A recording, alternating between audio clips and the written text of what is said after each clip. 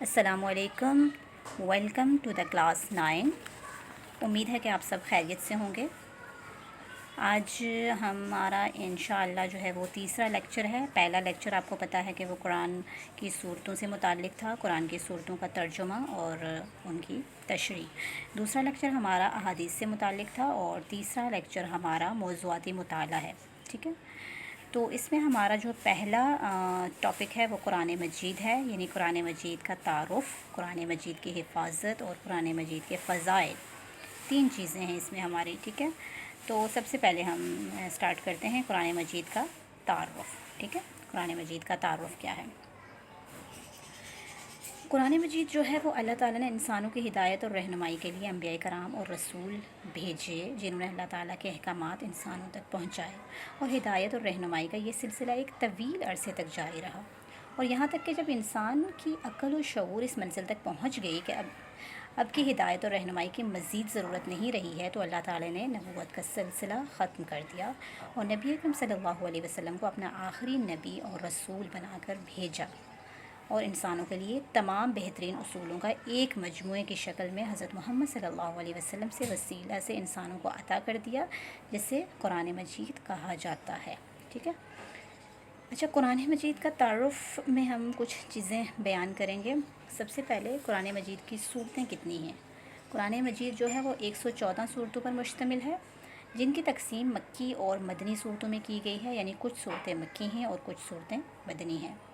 اس کے علاوہ قرآن مجید میں 6666 آیات ہیں، 558 رکوع ہیں اور اس کے 30 پارے ہیں، جس کے ہر پارے کو ایک عنوان دیا گیا ہے، ٹھیک ہے۔ اور قرآن مجید حضرت محمد صلی اللہ علیہ وسلم پر نازل کیا گیا اور اس کے نزول کی مدت 23 سال ہے، یعنی وہ 23 سال کے عرصے میں شب قدر کو نازل ہوا، رمضان المبارک میں۔ اچھا، اب ہم بات کریں گے قرآن مجید کے اسماء مبارک، قرآن مجید کے ناموں کے بارے میں۔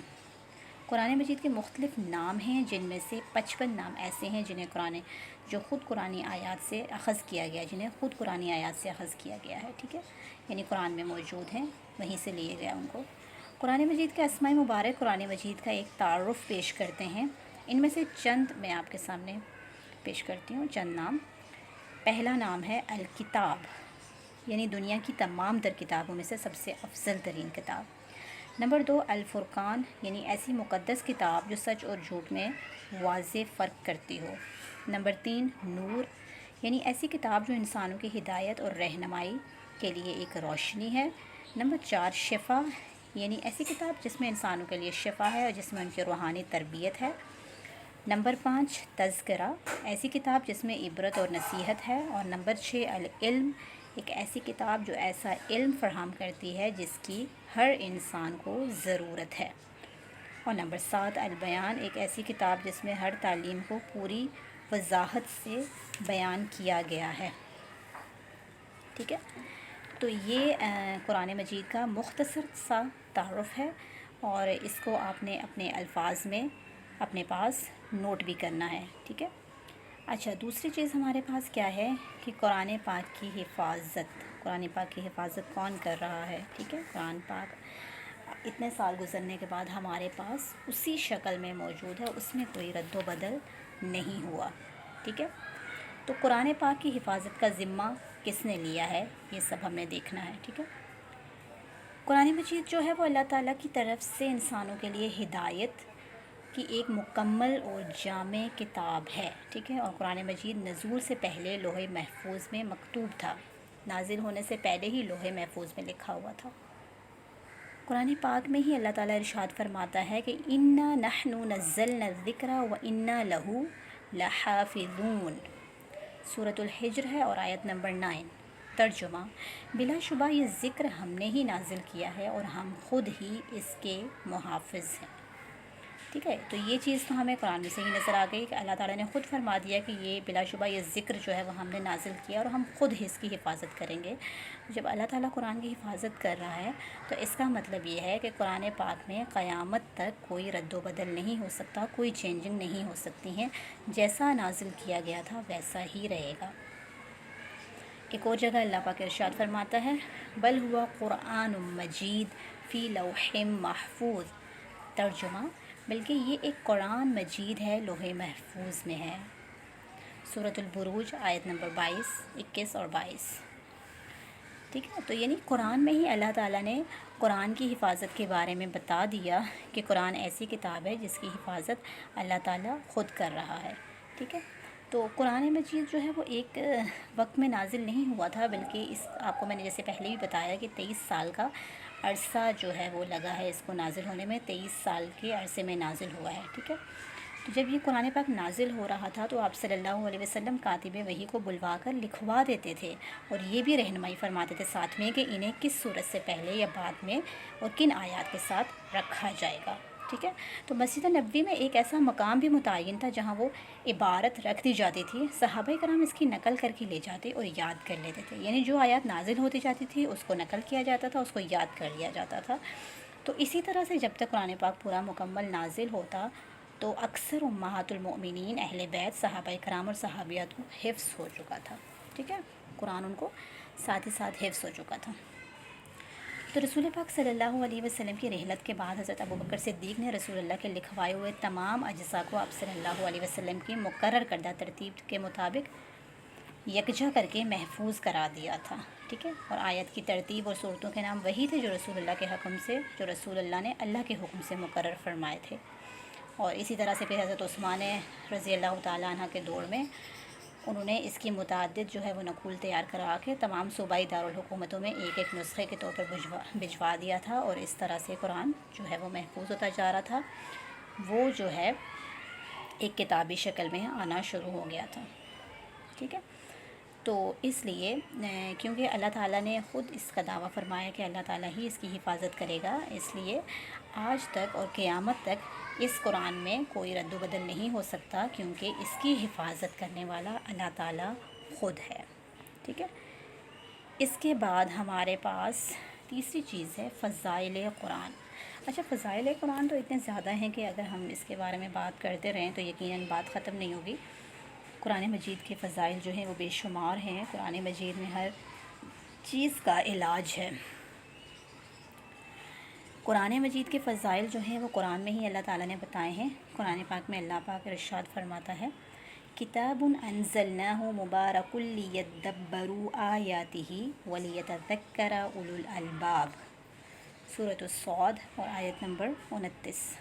ترجمہ، یہ ایک کتاب ہے جو ہم نے تمہاری طرف اتاری، برکت والی، تاکہ اس کی آیتوں کو سوچیں اور عقل مند نصیحت مانیں، ٹھیک ہے۔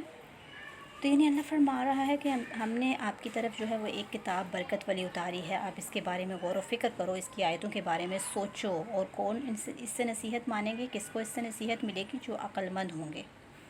مزید اللہ پاک ارشاد فرماتا ہے، قد جاءکم نور و کتاب مبین، سورۃ المائدہ۔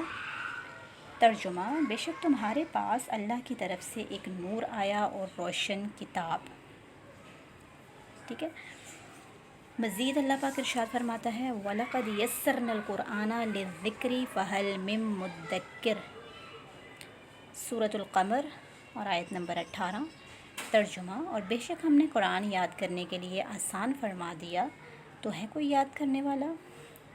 اب آپ لوگ دیکھ سکتے ہیں کہ قرآن ایسی کتاب ہے کہ جس کو جو بچہ جو ہے وہ آسانی سے حفظ کر لیتا ہے، اور کوئی ایسی کتاب نہیں ہے جس کو کوئی اتنی آسانی سے حفظ کر سکے۔ یہ قرآن کی فضیلت ہے، یہ قرآن کی ایک برکت اللہ تعالیٰ نے رکھی ہے کہ جو انسان کے دل میں اتر جاتا ہے۔ پھر ایک جگہ اللہ پاک ارشاد فرماتا ہے، یا ایھا الناس قد جاءکم موعظۃ من ربکم وشفاء لما فی الصدور وہدی ورحمۃ للمؤمنین، سورہ یونس ہے۔ ترجمہ، اے لوگو، تمہارے پاس تمہارے رب کی طرف سے نصیحت آئی اور دلوں کی صحت اور ہدایت اور رحمت ایمان والوں کے لیے۔ یہ قرآن میں سے ہی قرآن کے فضائل اللہ تعالیٰ نے بیان فرمائے ہیں۔ اس کے بعد ہم احادیث میں سے قرآن کے فضائل دیکھ لیتے ہیں کہ احادیث میں کس طرح سے اس کی فضیلت آئی ہے۔ قرآن مجید پڑھنے اور پڑھانے کی احادیث مبارکہ میں بہت فضیلت آئی ہے، ٹھیک ہے۔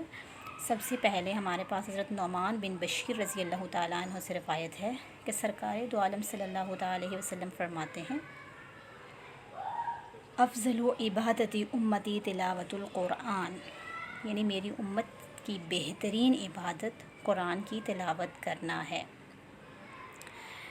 ایک اور حدیث ہے کہ حضرت سیدنا عثمان غنی رضی اللہ تعالیٰ عنہ سے روایت ہے کہ نبی پاک صلی اللہ علیہ وسلم نے فرمایا خیرکم من تعلم القرآن وعلمہ، بخاری شریف کی حدیث ہے، تم میں سے سب سے بہتر وہ ہے جو قرآن سیکھے اور سکھائے، ٹھیک ہے، یعنی اس کی اتنی بڑی فضیلت بیان کی گئی ہے کہ تم میں سے سب سے بہتر وہ ہے جو کہ قرآن سیکھتا ہے اور دوسروں کو سکھاتا ہے۔ اچھا، اسی طرح سے مزید حضرت عبداللہ بن مسعود رضی اللہ تعالیٰ عنہ سے روایت ہے کہ نبی پاک صلی اللہ تعالیٰ علیہ وسلم کا فرمان ہے کہ جس نے کتاب اللہ یعنی قرآن میں سے ایک حرف بھی پڑھا تو اس کو ہر حرف کے بدلے میں ایک نیکی ملے گی اور ہر نیکی 10 نیکیوں کے برابر ہے، جس میں الف لام میم کو ایک حرف نہیں کہتا بلکہ الف ایک حرف ہے، لام ایک حرف ہے اور میم ایک حرف ہے۔ آپ نے دیکھا ہے قرآن پاک کا پہلا ورڈ جو ہمارے پاس ہے الف لام میم، یعنی وہ یہ کہہ رہے ہیں کہ الف ایک الگ لفظ ہے، الگ حرف ہے، یعنی ان تینوں کی آپ کو الگ الگ 10 نیکیاں ملیں گی، تو مطلب آپ کو 30 نیکیاں مل گئی ہیں، ٹھیک ہے، 30 نیکیاں آپ کو ملی ہیں۔ مزید جو ہے حدیث میں آتا ہے کہ حضرت سیدنا ابو ہریرہ سے روایت ہے کہ نبی پاک صلی اللہ علیہ وسلم نے فرمایا کہ جو قوم بھی کتاب اللہ قرآن کی تلاوت کرنے اور اس کو باہمی پڑھنے پڑھانے کے لیے اللہ کے گھروں میں سے کسی گھر میں جمع ہوتے ہیں، ان پر سکینہ یعنی چین و سکون نازل ہوتی ہے اور ان پر اللہ تعالیٰ کی رحمت چھا جاتی ہے اور فرشتے انہیں حفاظت کے لیے گھیر لیتے ہیں اور اللہ عز و جل کا اپنے قریب والے فرشتوں میں ذکر فرماتا ہے۔ آپ دیکھیں کتنی بڑی فضیلت ہے قرآن مجید کی۔ نیز ایک اور حدیث میں ہے کہ حضرت سیدنا معاذ رضی اللہ تعالیٰ عنہ سے روایت ہے کہ نبی پاک صلی اللہ علیہ وسلم نے فرمایا جو شخص قرآن پڑھے اور اس کے مطابق عمل کرے تو قیامت کے دن اس کے ماں باپ کو ایسا تاج پہنا دیا جائے گا کہ اس کی روشنی دنیا کے سورج کی روشنی سے بڑھ کر ہوگی، جبکہ سورج کو اتنا قریب فرض کر لیا جائے گا گویا تمہارے گھروں پر اتر آیا ہے۔ پھر تم سمجھ سکتے ہو کہ جب ماں باپ کا یہ مرتبہ ہوگا تو اس شخص کا کیا درجہ ہوگا جس نے قرآن پر عمل کیا ہو۔ اوکے کلاس، تو یہ تھا آج کا آپ کا لیکچر، قرآن مجید کا تعارف، قرآن مجید کی حفاظت اور قرآن مجید کے فضائل، ٹھیک ہے، آپ نے اس کو سننا ہے اور اس میں سے کچھ سوالات ہیں جن کو آپ نے سولو کرنا ہے۔ سوال نمبر 1، قرآن مجید کا مختصر تعارف بیان کریں۔ سوال نمبر 2، قرآن حکیم کی حفاظت کے بارے میں آپ کیا جانتے ہیں، بیان کیجیے۔ اور سوال نمبر 3، فضائل قرآن پر نوٹ لکھیے۔ آج کا تو یہ ہمارا لیکچر، انشاءاللہ پھر نیکسٹ لیکچر کے ساتھ کنٹینیو کریں گے۔ جزاک اللہ، اللہ حافظ، السلام علیکم۔